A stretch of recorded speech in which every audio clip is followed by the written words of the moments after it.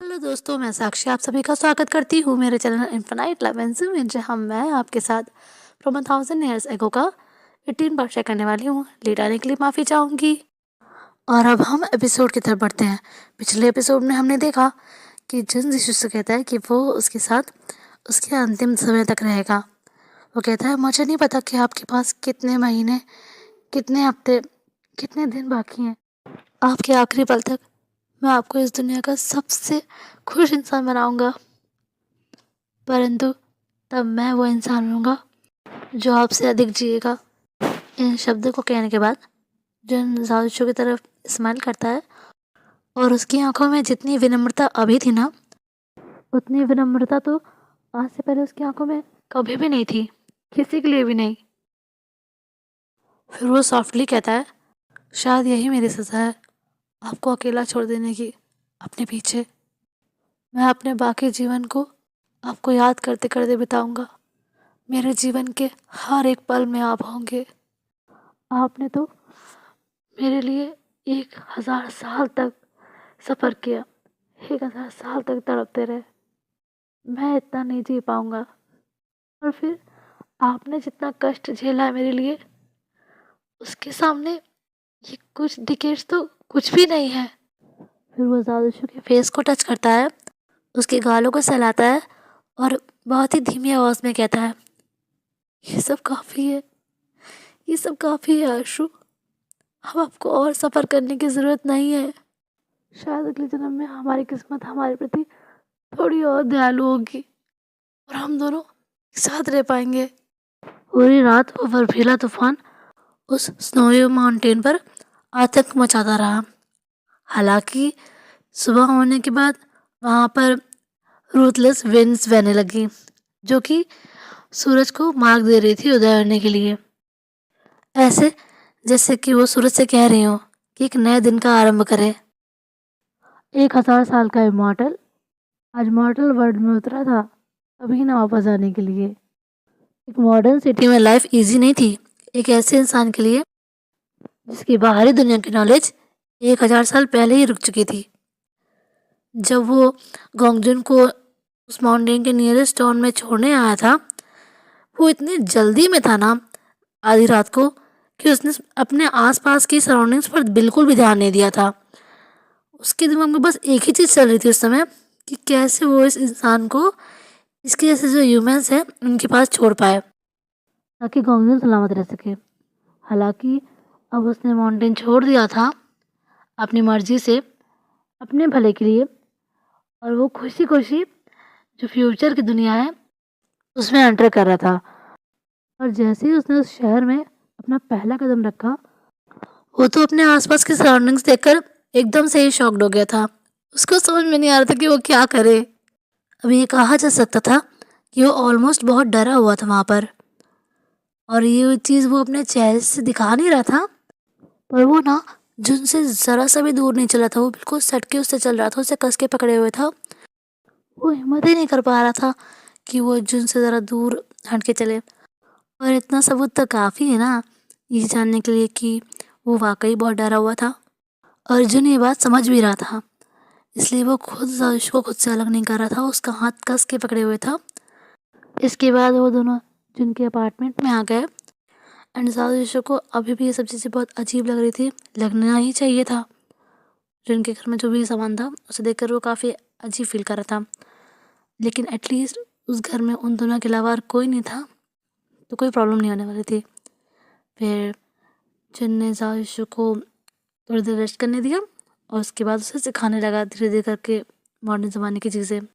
उसने जादूशु को आज के ज़माने के ड्रेसेस पहनाए थे, और हालांकि उन दोनों में हाइट का थोड़ा सा अंतर था, पर फिर भी जिनके कपड़े उसे आराम से आ गए थे उन लोगों का साइज़ सेम था लगभग, तो उसे जादूशु के लिए नए कपड़े खरीदने की ज़रूरत नहीं थी, उसी के ड्रेस उससे फिट आ गए थे।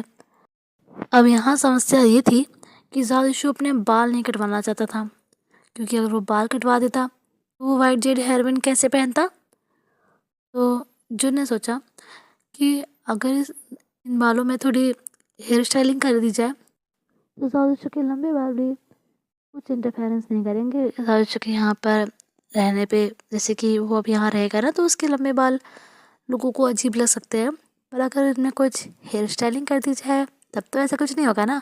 तो उसने भी जाविशु की ज़िद को एक्सेप्ट कर लिया और उसे ऐसे ही रहने दिया उसके बालों को। और उस दिन से जाविशु की लाइफ शुरू हुई इस मॉडर्न वर्ल्ड में। फर्स्ट गंगजन ने जाविशु को घर की जो चीज़ें हैं उनमें अडेप्ट करने दिया, और इसमें वाकई बहुत टाइम और बहुत पेशेंस लगा। आज के ज़माने के जो बेड और सोफे में सॉफ्टनेस होती है ना, उससे भी ये एशियन मैन बहुत ही ज़्यादा शॉक्ड हो गया था। शुरू में तो जाविशु ने साफ मना कर दिया था कि ना ही वो इस सोफे पे बैठेगा और ना ही वो उस बेड पे लेटेगा, पर ऑफ कोर्स जब उसे पता चल गया कि ये कितना कंफर्टेबल है तो जाविशु को उस बेड से और सोफे से उठाना जो उनके लिए बहुत मुश्किल हो जाता था। जिन्होंने जाविशु को ये भी सिखाया कि कैसे ये जो शावर होता है उसे यूज़ करते हैं, कैसे टॉयलेट यूज़ करते हैं और कैसे लैंप को ऑन करते हैं, ऑफ करते हैं, और कुछ और भी चीज़ें थी इलेक्ट्रिक डिवाइस जिनको यूज़ करना जिन्हें सिखाया था जाविशु को।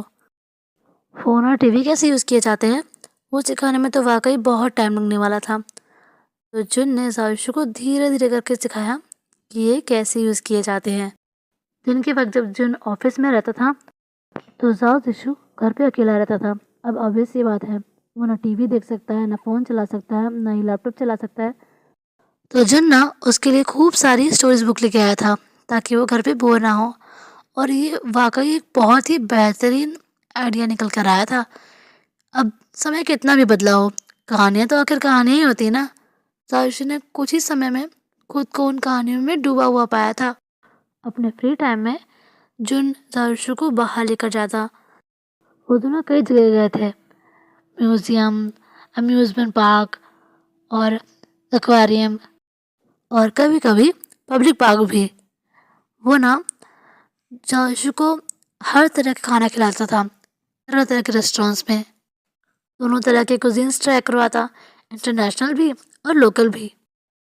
प्रॉपर मील्स से लेकर स्नैक्स भी ट्राई करवाता, जैसे कि क्रैप और बोबा चाय जो कि रोड साइड स्टॉल्स पे मिलती है, वो सब ट्राई करवाता।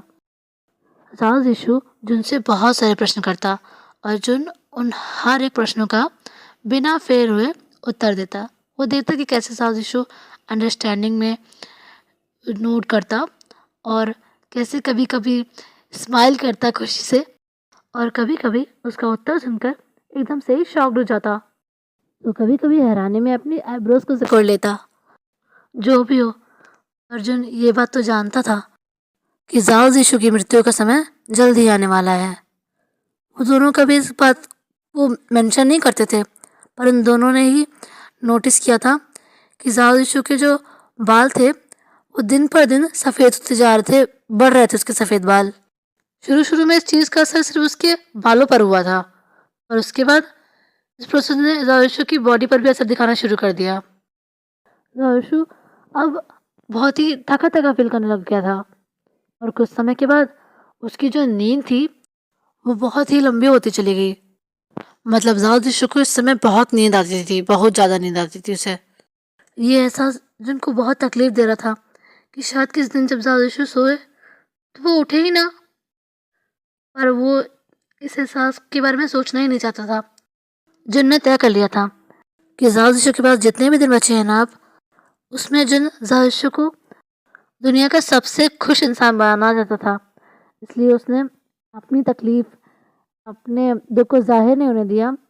उसने अपनी तकलीफ को अलाउ नहीं किया कि उसके और जाविशु के पास जो बचे कुछ दिन थे एक दूसरे के साथ बिताने के लिए वो उससे खराब कर सके। और वो ये भी जानता था कि जाविशु भी इस फीलिंग से परिचित है, क्योंकि जाविशु ने जिनको अलाउ किया था उसका हाथ पकड़ने के लिए जब लोग सोते थे, उसे पैम्पर करने के लिए, उसे बिगाड़ने के लिए, और कभी कुछ पूछता नहीं था ताकि जिन किसी बात से परेशान ना हो। और जाविशु भी इस बात से अच्छी तरह से वाकिफ था कि उसके जाने का समय आने वाला है। एक दिन जब जुन ऑफिस से घर आया तो जाविशु उसके पास आया। उसके पूरे बाल वाइट हो चुके थे। वो उसके पास आता है और कहता है, क्या जब आज हम दोनों सोने जाएं तो मुझे गले लगा सकते हो? और ये बात सुनते ही जुन समझ जाता है कि जाविशु का अंतिम समय आ गया है। मुशरात ने डिनर किया। कंगजन ने ही साजिशों के लिए खाना बनाया था, उसकी फेवरेट डिश। एंड फिलहाल के लिए इतना ही गाइस, मैं मिलती हूँ आपको नेक्स्ट चैप्टर में। तब तक के लिए वीडियो पसंद आया तो लाइक कर दीजिएगा, चैनल पे नहीं तो सब्सक्राइब कर दीजिएगा, वीडियो को शेयर कर दीजिएगा और कमेंट में जय वेंजू लिख दीजिएगा। बाय बाय, जय वेंजू।